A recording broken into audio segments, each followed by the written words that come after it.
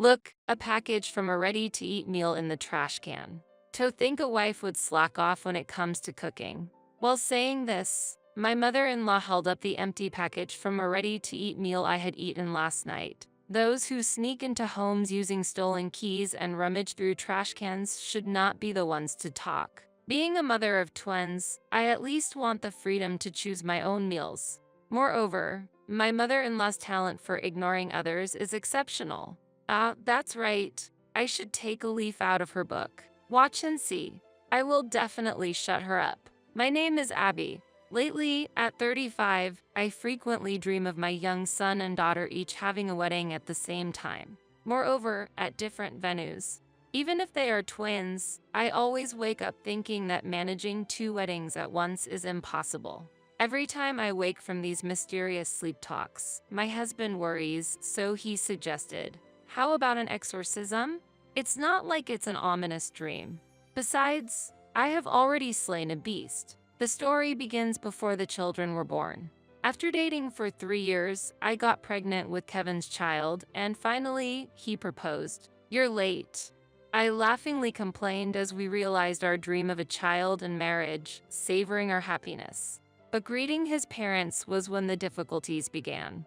While my family easily approved of the marriage, his family was very strict. Kevin's father had already passed away, and only his mother lived at home. She has always been dependent on Kevin, which is why it took him so long to decide to marry me. Kevin was a reliable man and not overly devoted to his mother. His mother, without reason, frequently contacted and visited us, so tried to avoid her.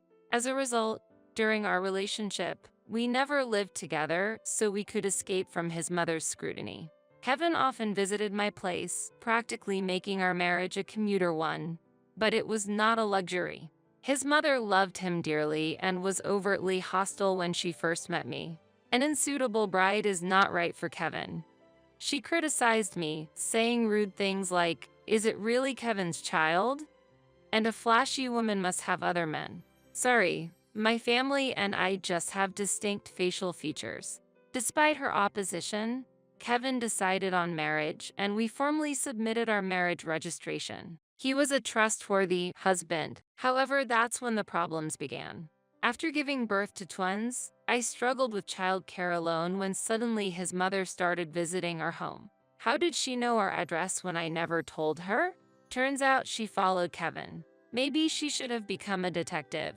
At that time, Kevin was on a business trip for a month to fix a subordinate's mistake. So, I had to deal with his mother by myself. "I'm coming in. I brought food. Want to join me?" she said while already reaching for the door to enter.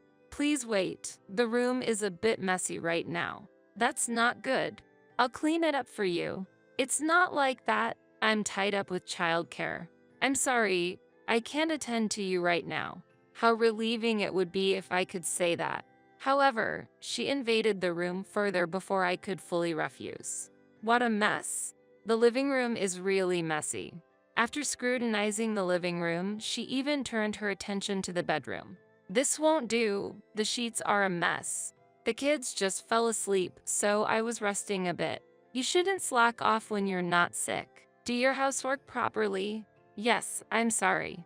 Why must I be scolded by someone who visits without notice? "Well, let's have lunch. I brought pasta." As she said this, my mother-in-law took out the pasta from the bag. "Wow, it looks delicious," I exclaimed, excitedly.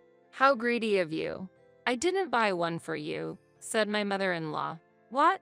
I said in surprise, and she just smiled at me. "This is food I bought for myself," she said. It was just a normal takeout order.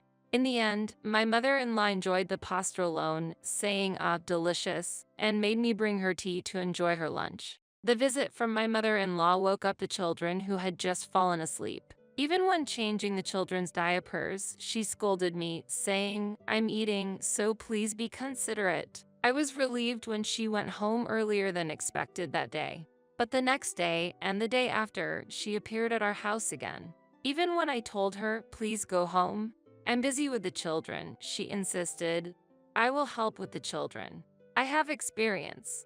Her idea of helping was just to unnecessarily pick up the sleeping children. She would get angry when the children drooled and left the diaper changing to me. And it didn't stop there.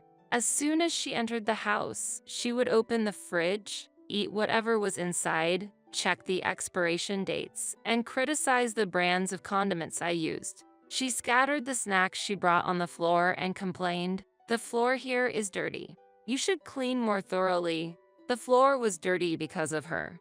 While being busy and unable to do household chores, she would often criticize me, saying, "You haven't cleaned or you are careless with caring for the children." Just 2 weeks after her frequent visits began, I was mentally exhausted. Why can't I speak clearly?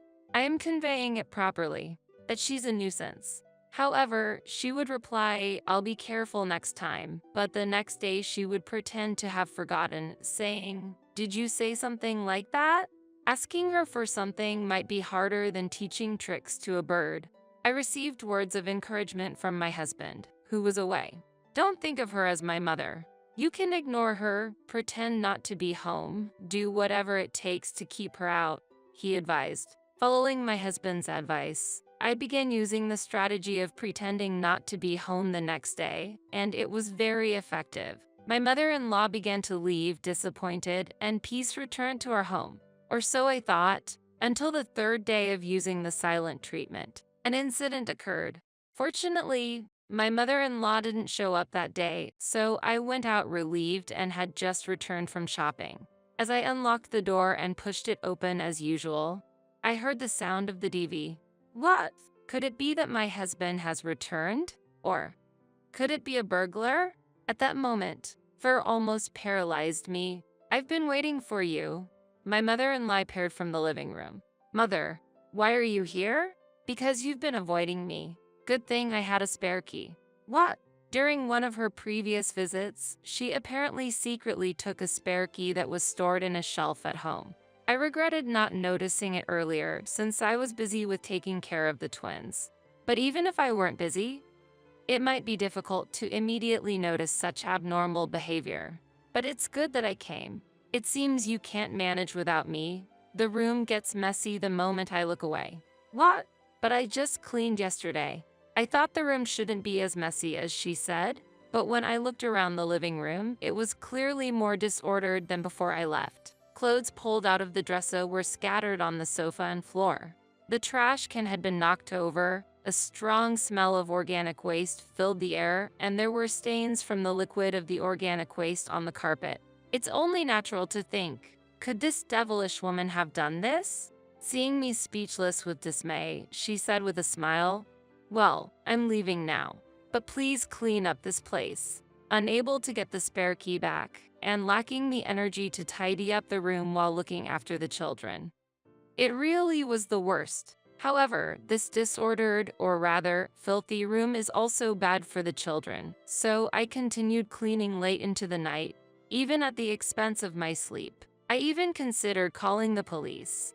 Theft, trespassing, and vandalism are not things that should be excused, even among family. The next morning, exhausted, I was startled to be awakened by the loud volume of the television. The noise also startled the children, who all started crying at once. As hectic as this morning is, I thought hazily, wondering why the TV was on. As I feared, when I went to the living room, there was my mother-in-law enjoying watching TV while eating the rice crackers she had brought. As soon as she saw me, she exclaimed, "You're late. It's already 7:30. How long were you planning to sleep? You really are a laid-back daughter-in-law." "When I was looking after the house, I never slept this late," she scolded, and I felt my anger rising. "I was up late cleaning the mess you deliberately made yesterday. I wasn't sleeping until 10 or 12 o'clock. Who even gave you permission to enter the house?" Well, you blame others even though you don't clean regularly," she said. "How dare you? I do clean." When I argued back, she sighed and said, "Then I guess we'll have to do a surprise inspection," and started rummaging through the kitchen trash can. She wouldn't listen to me telling her to stop. "Look, a package from a ready-to-eat meal in the trash can. To think a wife would slack off when it comes to cooking." As she said this, My mother-in-law held up the empty package of a ready-to-eat meal I had eaten last night. She looked as pleased as if she had caught a demon by the neck. It's despicable to enter someone's house and rummage through their trash. I've had enough. Please give me back the spare key. To defy an elder like that, you really are an ill-mannered daughter-in-law. I'm not returning the spare key. I have the right to keep it. You have no right to use the key without permission and justify your actions like a thief. I shouted, and she snapped back, "Be quiet." As I protested, she showed her anger and threw the remote control at me with all her might. A daughter-in-law should just quietly do the housework and not think for herself. Just do as I say. You won't surpass me for 100 years. If you are unlovable, the grandchildren won't be dear to me either. I wonder if I should do something to those kids. Saying this, she shook me repeatedly and hit my head with the remote control that had fallen to the floor. Perhaps because of the accumulated fatigue, when a person is hurt too much, they start to feel that the other person is stronger. I can't win against this person.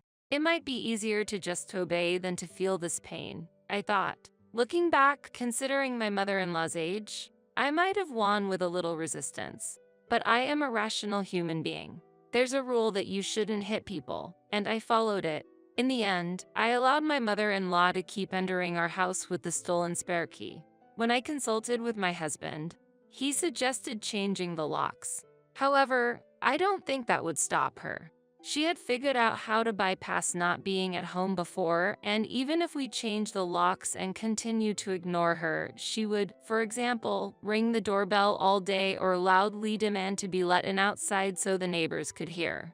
This won't fundamentally solve the problem. When I shared these concerns with my husband, he said, "I'll handle it," and managed to come home temporarily from work. A truly supportive husband. The next evening, when my husband returned home, he called my mother-in-law to our house. She had visited earlier that day as well, so I thought she might resist coming, but she complied obediently because it was my husband who called. "Kevin, you're back. I'm glad you called me."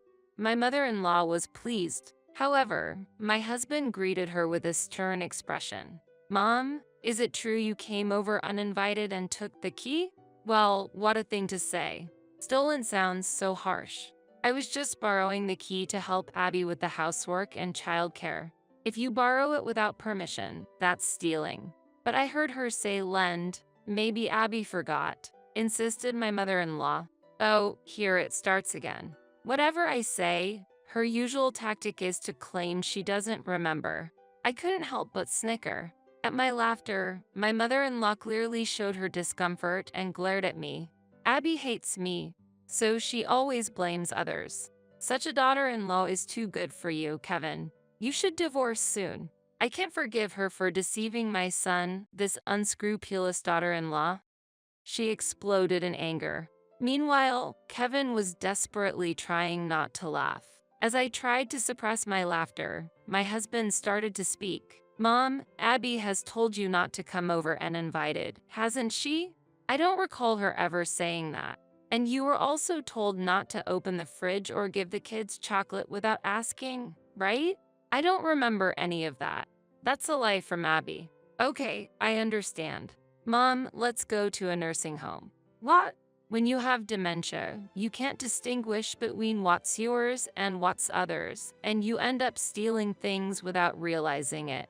That's exactly what's happening to you. Abby wants to forgive you because it's a disease. It can't be helped. Wait a minute, Kevin. Also, looking at how you just behaved, losing control of your emotions and insulting people. These are typical signs of dementia. Kevin, I really am fine. People with dementia always claim that. They say they're fine and then can't listen to others, which is also a symptom. My husband, knowing his mother was fine, pointed out all her behaviors and asserted, "You have dementia." My mother-in-law's face quickly turned red as she shouted, "I am fine," and threw the newspaper she was holding. Dementia can make someone aggressive. The symptoms are quite advanced. We should call an ambulance right away. That's serious. As we spoke with serious expressions, my mother-in-law raised her voice. "Do you really think so?" "Yes, really. You don't need to be a doctor to see it. It's clear that you show symptoms of dementia. or it might be a mental disorder. Mom, which would you prefer, treatment for your illness or a nursing home? As we answered with a smile, my mother-in-law was outraged to be looked down upon like this. Kevin, when did you change so much? Is it because of her that you've gone crazy? I've always felt suffocated by your overprotection. Nothing has changed. It's only natural to become stricter with you as the family grows. But if you're sick, there's no helping. We should forget about the past and go to the nursing home. Treating your own parent like an enemy? If a parent steals things at home, they can be seen as an enemy. Not just the keys, she might steal other things too. I tried to help Abby with the childcare. Is your idea of helping with childcare just holding the kids and saying, "Let me change your diaper"? Or just holding them? You were only pulling us down, and it was better when you weren't here. Plus, you said scary things about not knowing what you might do to the kids. At my words, my mother-in-law showed a pained expression. I've been hit on the head before, and the police tend to be lenient with family, but with so many dangerous behaviors, if we seriously complain, the police will act. As I gave my mother-in-law a stern look, her body suddenly shook. It was rare for me to show such strong emotions, and my mother-in-law seemed surprised by that. Listen, Mom, if I get serious, I could ask a doctor friend to make a fake diagnosis of mental illness or dementia. If you continue to trouble us, I will seriously send you to a facility or hospital. If you don't want that, stay away from us. My husband slammed the table, which seemed to frighten my mother-in-law as she turned pale and started to tremble. Meanwhile, I rushed to comfort our child, who had been woken up by the noise in the next room. My husband also helped, holding our son. Mom, how long are you going to sit there? You're in the way. While my husband had called her over, ultimately saying you're in the way must have hurt her. My mother-in-law was sobbing, but children crying is welcome. But there's no sympathy for a thief's tears, my husband coldly said, and forcibly removed her from the house. We also retrieved the spare key, and the problem was resolved. There were times when I felt a bit sorry for my mother-in-law, but when I told my husband about the past mistreatment, he was furious and decided to deal with her decisively. He had to be thorough because being lenient might lead to her showing up again. Thanks to my husband's firm handling, my mother-in-law no longer appeared before us. However, unexpectedly, it seemed she started to show affection towards her niece, that is, my husband's cousin. Having lost the affection from her son and feeling lonely, she might have thought, if not my son, then another relative will do. She appeared around the cousin's house and even visited her, causing trouble. The cousin contacted us, asking to do something about Kevin's mother, but my husband dismissed it, saying, "We've disowned her. It has nothing to do with us." Hearing this, the cousin moved and hid herself to escape from my mother-in-law. As a result, she completely lost people to rely on. Meanwhile, my husband's work eventually eased, and he returned from a long business trip. This freed me from the harsh reality of raising our twins alone. I wanted to rely on my own mother then, but my sister was also pregnant, and I couldn't ask anyone else, so it was tough doing things like bathing the twins alone. I truly felt grateful for my husband's support. Now, the twins have grown and are in elementary school, and being a boy and a girl, it's interesting how they don't look or act very similar. Despite being in different classes, there are times when they bring home similar drawings or answer the same when asked what they want for dinner, showcasing the mysterious connection twins have. It seems they are connected by something beyond our understanding. My son has a somewhat philosophical depth, while my daughter is very bright and innocent. Usually, girls are said to mature earlier, but in our house, it seems the opposite. It's endearing how my son advises his sister on her failures, acting all big brotherly, saying, "You can do it if you try." On the other hand, my daughter sometimes retorts, "I don't want to be told by you." But that's cute too. Haha. Sometimes they argue, but they often discuss their worries more with each other than with their parents. Probably because they are each other's most important partners. I hope they stay close as siblings forever. But just because they get along well, I hope they don't end up having their weddings on the same day at different locations like I dream about. That's still a long way to go. It will be sad when the day comes for our kids to marry and leave home. But when that day comes, I'll send them off with all my heart. Until then, we parents will make sure to raise them into fine adults, so be prepared. Just kidding.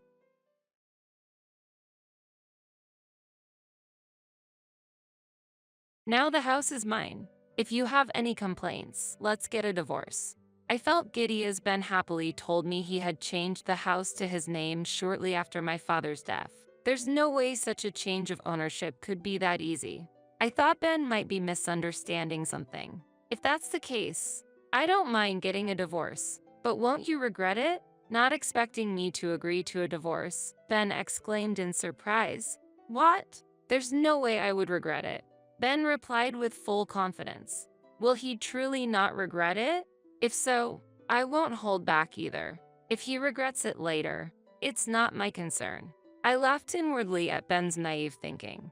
I am Kathy Anderson, a 35-year-old public servant with a hard-working personality. I believe that my current profession as a public servant suits me the most. When I passed the civil service exam, my parents were very happy. It was because I was always told by my father to aim for a stable job as much as possible. If I was asked whether civil service jobs are stable, I'd have to say there's no certainty in modern society. However, at present, there are no major troubles, and I expect to continue working as a public servant. There's a reason why my father recommended a stable job. After graduating from university, he chose to work at a startup. Filled with enthusiasm for his new career, he aimed to improve his skills and jumped into a company with only 10 employees. However, sustaining a business for years is a significant challenge. The company my father joined unfortunately went bankrupt after 2 years. While struggling to find a suitable re-employment, my father decided to start his own business. Lacking experience, he started in the food industry and gradually grew his business.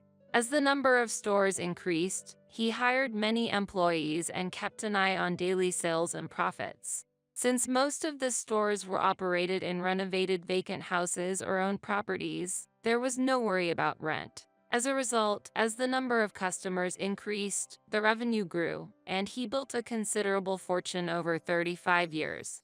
However, he also experienced many hardships during that process. The instability of a life as an entrepreneur accumulated daily stress. As profits began to rise, people motivated by money gathered, leading to difficulties in human relationships. Sometimes, employees would even take off with the store's funds. Building wealth was not easy. Therefore, I think my father wanted me to avoid the hardships he experienced and wished for a comfortable life for me. I am satisfied with my job as a public servant, a job that suits my nature. While not affluent, I can maintain a normal life without any issues. Hence, I believe stable days like these are the best. I'll be home late tomorrow, so I don't need dinner. That was my husband, Ben, informing me. This wasn't the first time he had said this. After dinner, while I was washing the dishes, I asked while wiping my hands, "Working overtime again? Is the factory that busy?" "It's a busy period right now."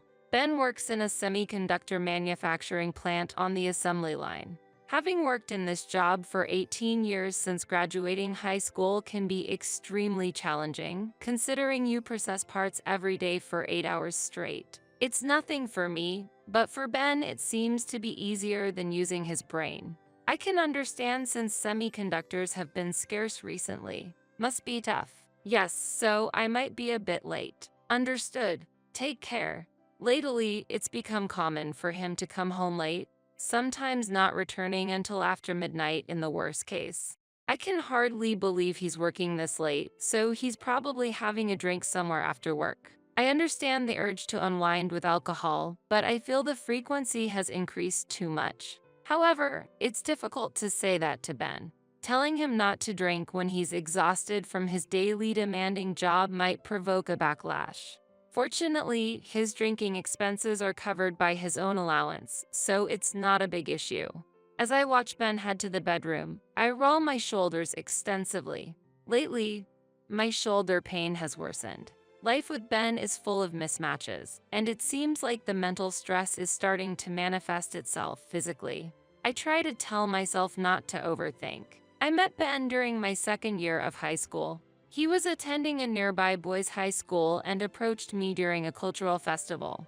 Initially hesitant when the younger Ben asked for my contact information, I eventually gave in to his persistent approach. When I asked why he was so interested in someone as plain as me, he shyly admitted that he liked my appearance. On the other hand, I had a rather frivolous impression of Ben at first, so I was quite worried. However, contrary to my expectations, his sincere personality became evident, and I gradually found myself drawn to him. Even after Ben started working post-high school and I became a civil servant following university, he has always been my partner. We got married at 27 but haven't been blessed with children. It may not be possible anymore, but I feel our life together is not bad. As long as I can spend the future with the present Ben, that's enough. He probably feels the same. In the midst of these peaceful yet busy days, an unexpected call came to my phone. Hello? Kathy. Oh, good. You're there. Are you at work? Yes, what's up? A call from my mother during a weekday in the afternoon was unusual, signaling something must have happened. I asked her why she called. We have a problem. Your father suddenly collapsed. And today, we got the results from the tests. He's been diagnosed with colon cancer. Dad has cancer? I can't believe it. The word cancer from my mother left me shocked. We've never had cancer in our family before. But it's true that my father, being a business owner, had neglected his health checkups. So, it's not surprising that the disease was discovered late. I'm telling the truth. And it seems to be quite advanced. That's terrible. But aren't there advanced treatments for cancer these days? Unfortunately, in his case, they said he only has a few months left. A few months? That's unbelievable. It was an unbearable reality. At 60, my father's rapid cancer progression made sense. Due to the late discovery, the cancer was terminal, and despite medical advancements, treatment would be challenging. My mother explained through tears. I understand. I'll return home for a bit. I'll talk to Ben too. That would be helpful, Kathy. My father is an important figure to me. I couldn't just stand by when he's in trouble. Ben would understand. Distracted, I finished my work and headed home. Ben, who had returned home unusually early, noticed my somber demeanor and asked, "What's wrong? You seem down." Ben was enjoying a beer in the living room. I shared everything about my mother's call with Ben and discussed returning to my parents' home for a while. That's worrisome. Understood. Support your father while you're there. Thank you. Sorry for not being able to prepare meals while I'm away. No problem. I've been getting home late from work lately. I'll just eat out in the meantime. But you should have a proper meal once in a while. Don't worry, I'll be careful. Ben listened calmly. Feeling reassured, I started packing for my trip home the next day. As bedtime approached and I was about to head to my room, I heard Ben's voice on the phone from his room. He must be talking to someone. I didn't intend to eavesdrop, but I stopped in my tracks when I caught a snippet of his conversation. It seems he will pass away soon. Can you do something about the matter we discussed earlier? Pass away? Was he talking about my father? Yes, that's right. I understand. Please take care of it once he's gone. It wasn't clear who he was talking to or what the arrangement was, but it was evident that the conversation was about my father's situation. Why use such a term as gone? Ben had never spoken disrespectfully about my father, even if their relationship wasn't especially close. Ben wasn't the type to be indifferent in such a critical situation. Yet, why does it seem like Ben doesn't care about my father? Even though my father is terminally ill, he is still alive, and discussing matters after he is gone with someone else is inappropriate. At that moment, my trust in Ben wavered. Since then, I couldn't shake off my suspicions about Ben. Take care, Ben said cheerfully as he saw me off, but I couldn't stop thinking about his phone conversation on my way home. It seemed like he was plotting something. If it's related to my father, it must be about money. I never told Ben about the extent of my father's wealth. I felt discussing finances might lead to problems, so I decided we could discuss inheritance when the time came. At this stage, I didn't see the necessity to talk about it. I wasn't hiding it. I just thought it was premature. But what if Ben knew about my father's wealth and was targeting it? I shouldn't think about it too much. While trying to dispel these negative thoughts, I spent time supporting my father and enjoying pleasant conversations. I'm grateful, Kathy, Mom. I'm a lucky man. You don't have to be so formal. It's too early to be thankful. We tried to maintain a cheerful atmosphere while looking at my father's calm smile. The last moments with my father ended 3 months later. Neither my mother nor I were fully prepared for the premature goodbye. During the funeral, I was in a daze, struggling to accept the reality that my father was no longer in this world. On the other hand, Ben was oddly cheerful, which felt unsettling to me. It wasn't until a week after the funeral, as I was drinking alone in the living room, that Ben approached and said, "The hassle is finally over." Crossing his arms and clasping his hands behind his head, he spoke with a cold gaze. "Hassle? Yes, exactly. I was hoping your father would kick the bucket a bit sooner. But even after that, there were still procedures like the funeral to deal with, so it was a pain in the butt." "How can you say that? Someone has died, my father at that. How can you talk like that?" I couldn't help but retort to Ben's astonishing statement. It became clear that Ben had actually wished for my father's early death. I remembered the phone conversation about my father. What were Ben's true intentions? When can we receive the inheritance? Your family is quite wealthy, right? I know there's a substantial fortune to be had. At that moment, I understood what Ben had been aiming for. I never imagined Ben would have his eyes on my family's wealth. I had never discussed my family's financial situation with Ben. However, it seems Ben knew that my father had substantial assets. You look like you're wondering how I knew. I can understand. My family was always poor. Securing daily meals was a struggle. On the other hand, I heard your family was wealthy and your parents often went on trips. Just that fact alone made it clear your family was affluent. That's why I made some inquiries beforehand. Inquiries? With whom? Ben used the word inquiries after guessing my family's financial situation. The day Ben was on the phone in the bedroom flashed through my mind, and I wondered if that was the inquiry he mentioned. I asked a real estate lawyer acquaintance about the old man's inheritance. "I'm going to make sure to receive the inheritance properly." "What?"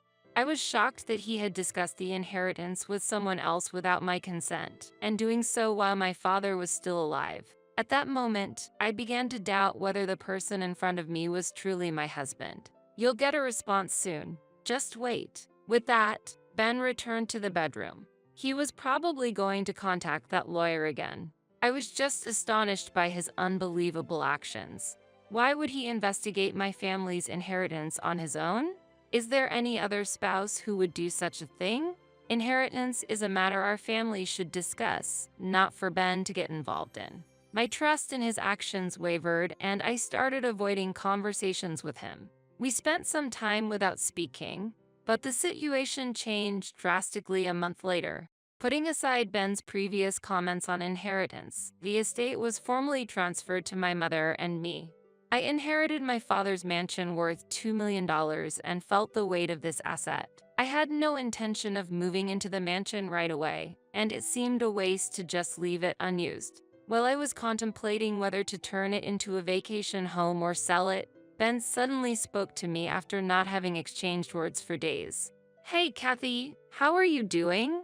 How ironic, considering we lived under the same roof. Ignoring his words, I reached for a book nearby, but he continued, "Listen, I've changed the ownership of the mansion you inherited to my name."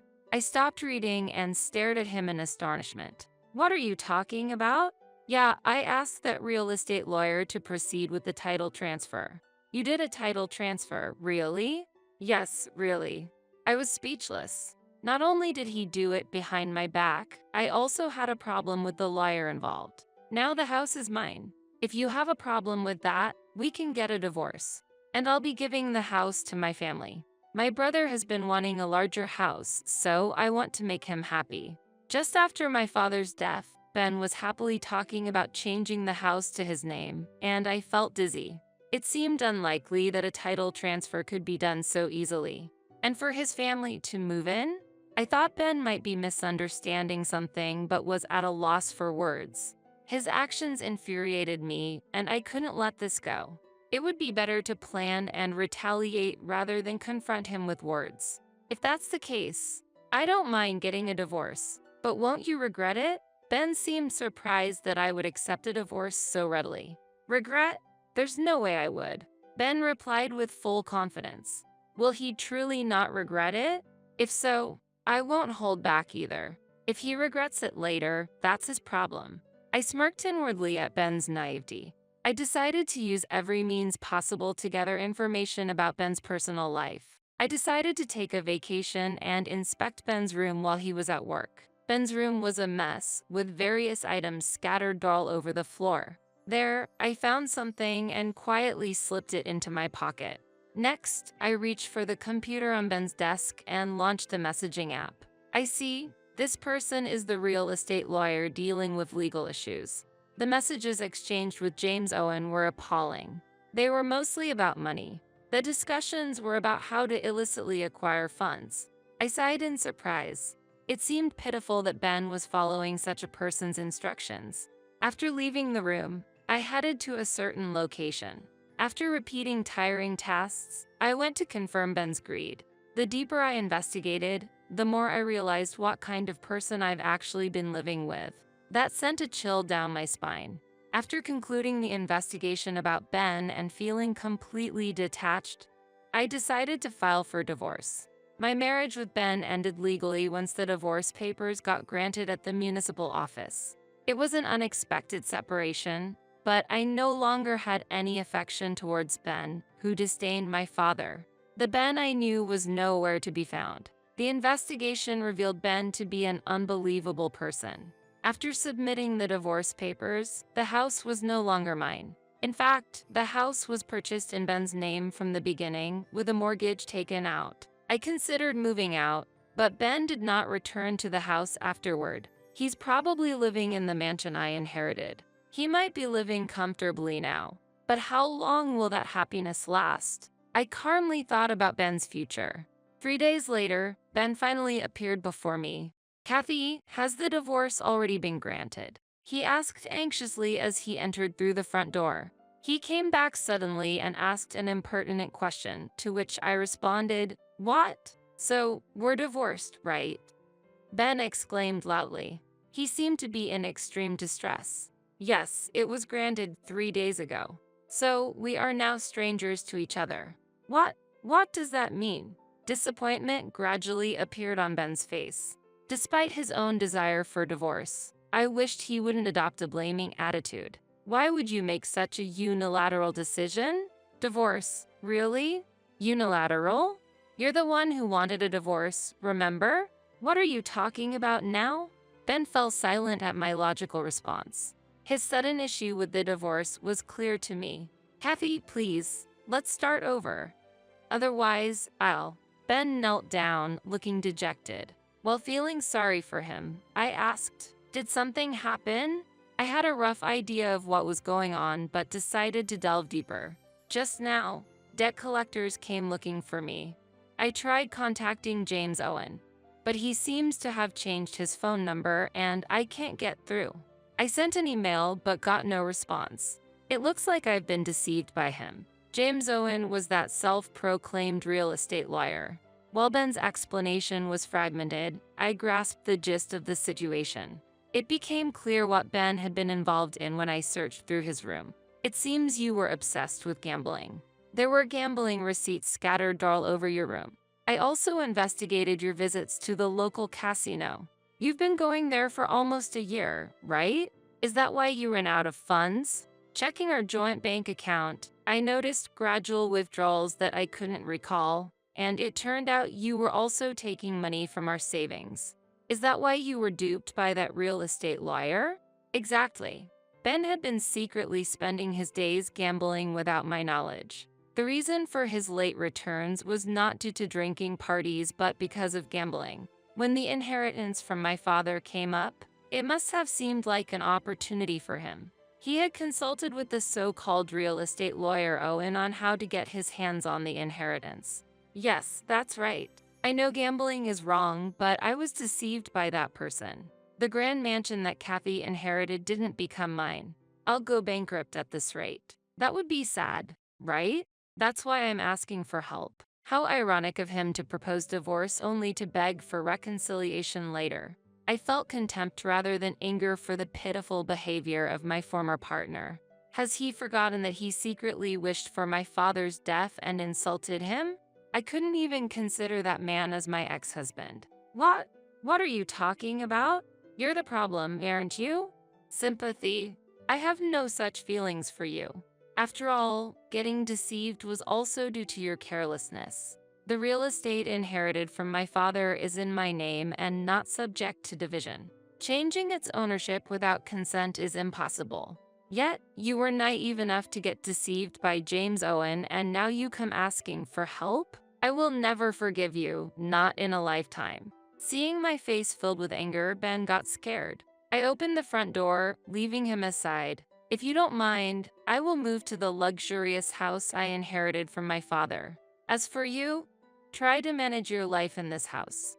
Oh, and don't forget about the loan repayment. Good luck. Wait, despite his call from behind, I coldly left him behind and walked away with dignity. 7 days later, I was surprised by an unexpected call. Seeing the name displayed on the screen, I couldn't believe my eyes. It was Ben's mother. I answered the phone, anxious that she might criticize me for the divorce. However, the words I heard were completely unexpected and surprising. Kathy, I'm truly sorry. My son seems to have committed something unforgivable towards you. I'm honestly at a loss for words on how to apologize. Her voice was filled with deep regret and apology. I responded with some confusion. No, there's no need for an apology. Please don't worry about it. But she didn't accept my words. No, I can't just leave things as they are. I heard my son is trying to have you shoulder his debt repayments, and I'm both shocked and profoundly disappointed. We plan to give him strict guidance at home from now on. I've warned him to be prepared for a tough time. We won't let him gamble ever again, and we'll teach him the importance of money management. For a while, he'll have to take on all responsibilities for work and home life on his own, she expressed her firm resolve. Ben's mother felt strong anger towards her son's inappropriate actions, and he was about to face some harsh days, she passionately explained. I secretly hoped to see how Ben would confront this, feeling this was a just retribution for him, who scorned my father and tried to swindle away the property I cherished. I had no ounce of sympathy for him.